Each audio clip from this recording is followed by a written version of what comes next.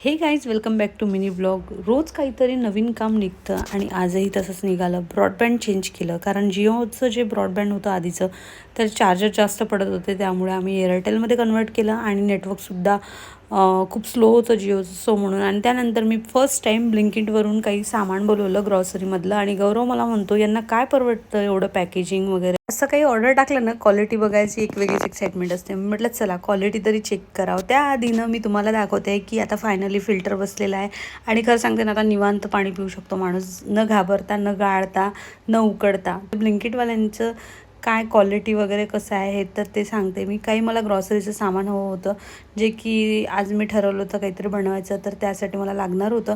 तर तेच मी पॅकेट खोलते आहे, पण म्हटलं चला व्यवस्थित खोलावं, एवढं छान पॅकेट दिलं त्यांनी. त्यानंतर मी आता ताजा चहापत्ती कोण बोलवतं तर मी बोलवली, कारण काही इम्पॉर्टंट सामान होतं जे की गौरव आणू शकत नव्हतं, ऑफिस सुरू होतं.